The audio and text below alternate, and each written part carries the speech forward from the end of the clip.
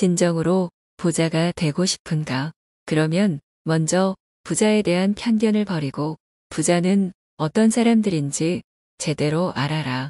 사람들이 부자에 대하여 갖고 있는 편견 중 대표적인 것 하나는 부자는 불행할 것이라는 생각이다. 그리고 손대는 건 모두가 황금으로 변하여 음식조차 먹지 못했던 미다스의 불행을 즐겨 인용한다.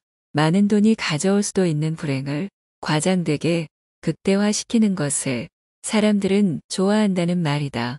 그래서 사람들의 대화 속에서 그 사람은 부자이기는 하지만 이라는 말 뒤에는 언제나 나쁜 내용들만 도사리고 있다. 예컨대 부부 사이가 좋지 않대. 자식이 공부를 못한대. 애인이 따로 있대. 성격이 괴팍하대. 당뇨에 고혈압이래. 탈세를 하였대. 친구들한테 돈 자랑만 하여 미움을 사고 있어 등등. 하지만 이런 것들은 부자가 아니어도 얼마든지 나타나는 것들이다. 그 사람은 부자인데다가 가족 모두 행복하게 잘 살고 있대라는 식의 표현은 여간에서는 나오지 않는다. 병원에서 중환자가 일반 택시에서 내리는 모습을 보면 사람들은 어쩌다가 저렇게 되었지 불쌍해라고 생각하지만 최고급 승용차에서 운전기사의 보축을 받으며 내리는 중환자를 보면 돈이 있으면 뭐해. 건강이 최고야 라고 생각한다. 돈이 있어 보이는 사람을 만나게 되면 아마도 속으로는 졸부구나 하면서 스스로를 위로하기 시작할 것이다. 언젠가 어느 유명인이 자기 승용차 안에서 여자를 강간한 혐의로 구속되었을 때 언론 매체들은 그가 자신의 승용차 안에서 그랬다고는 말하지 않았다. 거의 대부분의 방송, 신문, 라디오 매체들이 이구동성으로 자신의 벤츠 승용차 안에서 그랬다고 말하였다. 왜 벤츠라는 것을 친절히 알려주는 것일까? 부자들에 대한 시기와 함께 있는 놈들은 원래 이래 라는 식의 편견이 기자들 마음속에 숨어 있기 때문은 아닐까? 언젠가 이런 글을 읽은 적이 있다. 땡볕 속에 땀 흘리며 일을 마친 후에 술 한잔하면서 시시콜콜 마음을 털어놓을 친구가 있고 두 다리 쭉 뻗고 단잠을 자는 사람이 첨단 보안장치 속에서 안전을 구걸하는 부자. 내일의 주가, 내일의 환율, 내일의 사업을 걱정하며 잠드는 부자보다 더 행복할 수 있다. 전적으로 맞는 말이다. 하지만 당신이 부자에 대하여 도대체 얼마나 알고 있다고 그렇게 단정한단 말인가? 부자로 살아보기라도 했다는 말인가? 부자에게는 시시콜콜 마음을 털어놓을 친구가 없으며 부자는 두 다리 쭉 뻗고 단잠을 자지 못한다고 생각하는 근거는 무엇인가? 왜 부자가 안전을 구걸한다고 믿으며 왜 부자가 주가, 환율, 사업 걱정 때문에 잠들지 못할 것이라고 생각하는가? 진짜 부자들은 경비 시스템이 철저한 곳에서 살고 있기에 안전이 보장되어 있다.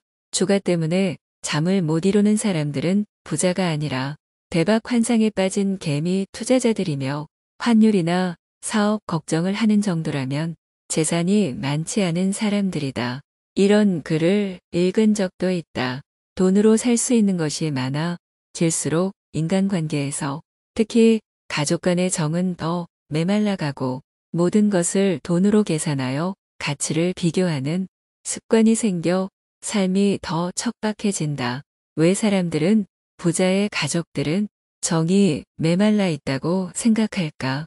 왜 부자의 가족들이 다 같이 연주회장, 특석에 앉아 공연을 즐기는 모습이나 해외의 리조트 호텔에서 여유롭게 가족 휴가를 보내는 모습 따위는 없다고 생각하는 것일까? 드라마 작가, 소설가, 시인, 기자, 방송작가 등이 부자도 아닌데 왜 그들이 추측하여 그려내는 모습들을 부자들의 삶으로 믿는 것일까? 왜 부자의 인간관계는 척박하다고 믿는 것일까? 돈을 아기처럼 움켜쥐고 있으면서 10,000원짜리 한 장에 바들바들 떠는 부자도 있고 있는 놈이 더하다는 말도 있고 99가마 가진 놈이 한 가마 더 채우려고 혈안이 되는 경우도 있지만 쌀독에서 인심 난다는 말이 있듯이 넉넉하고 너그러운 부자들도 있음을 왜 인정하려 하지 않을까? 물론 부자들이 많은 것을 돈으로 계산하는 습성이 있는 것은 사실이다. 왜 그럴까? 돈이면 다 된다는 생각에서일까? 아니다. 이것을 이해하려면 경제의 속성부터 배워야 한다. 내가 묻는다. 경제를 배우라는 이유는 무엇인가? 돈을 더 벌기 위함이라고 생각하면 오산이다. 선택을 현명하게 하기 위함이다. 같은 재화를 갖고서 얻을 수 있는 가치들을 비교 선택하여 불필요한 낭비를 없애고 미래를 대비하기 위함이다. 당연히 자신이 선택할 수 있는 것들에 대한 가치 비교가 있어야 한다. 같은 값이면 다홍 치마를 고르기 위해 따져봐야 한다는 말이다. 예를 하나 들어보자. 어느 해 겨울 나는 가죽 자켓을 사고 싶었다. 백화점에 가보니 세일 가격조차 100만 원이 넘었다. 양가죽이 제 아무리 좋아도 양가죽이고 바느질과 안감이 제 아무리 좋아도 100만 원이 넘을 이유가 없어 보였다. 결국 상표값이라는 말인데 전혀 내키지 않았다. 가족들과 명동 밀리오레에 갔을 때 물어보니 비슷한 품질이 50만 원대였다. 그래도 나는 사지 않았다. 홈쇼핑 잡지에서 나온 이태리 산 양가죽 자켓은 25만 원에 납품가는 20만 원 미만으로 추정되었다. 2월경 가죽옷이 들어갈 시기에 남대문 매사에서 나는 15만 원에 아주 마음에 드는 무광택 양가죽 자켓을 하나 샀다. 부자들은 종종 물품값을 지불할 때 당신이 보기에는 야박하다. 하지만 그들은 어떤 물품이나 서비스에 대하여 필요 이상으로 지불하는 것을 멀리하여 왔기에 부자가 된 것임을 기억하라. 어떤 사람은 이렇게 말할지도 모른다. 따뜻한 삶은 오히려 청빈한 생활, 겸손한 성품, 자신의 한계를 인정하는 데서 생기는 여유 속에서 이루어진다. 그가 부자이든 가난하든 만족할 줄 아는 내적 힘을 가진 사람, 다른 사람을 배려해서 자신의 이익을 포기할 줄 아는 사람이 더 행복한 삶을 살 것이다. 물론이다. 그렇지만 인도의 인구 10억 명 가운데 90% 이상이 가난한 이유를 혹시 아는가? 현 세상은 지나가는 바람 같은 것이며 내세가 진짜 인생이라고 믿는 힌두교 때문이다. 자신의 한계를 인정하는 것은 좋지만 적어도 노력은 해보고 나서 그런 한계를 인정하는 것이 좋지 않을까? 인생은 어차피 빈손으로 돌아간다는 철학에 빠져 있다면 무슨 발전이 있겠는가? 돈이 아주 많이 생기면 자동적으로 불행하여진다는 공식을 이제는 버려라. 돈을 심포도라고 미리 단정짓고 뒤돌아서는 여우가 되지도 말아라. 이것은 어떤 여자들, 이 아름다운 여자가 지나가면 저 여자는 행실이 좋지 못할 거야. 남자 관계가 복잡할 거야. 성질이 있을 거야. 화장빨이야 라고 생각하는 것과 조금도 다를 바 없다. 부자를 흉본다고 해서 그 부자가 가난해지는 것도 아니다. 넉넉하지는 않지만 행복하게 살 수도 있듯이 돈이 많아도 행복하게 살 수 있다. 당신도 부자가 되면 가족들과 행복하게 잘 살겠다는 것이 목표이지 않은가. 부자들을 모두 다 부정한 방법으로 부자가 되었다고 매도하거나 모두가 다 도둑놈들이라고 몰아붙이지도 말라. 물론 이 사회에는 정치적 결탁이나 부정한 방법을 써서 부자가 된 사람들이 많다. 실제로 그런 사람들이 한두 명이 아니다. 그래서 남들보다 몇십 배 노력하여 세금 다 내고 떳떳하게 부자가 된 사람들이 보통 사람들 머릿속에는 존재하지 않는다. 왜 그럴까? 신문이나 방송에 나오는 부자들이 모두 다 어떤 부정한 사건과 연루되어 보도되는 부자들이기 때문이다.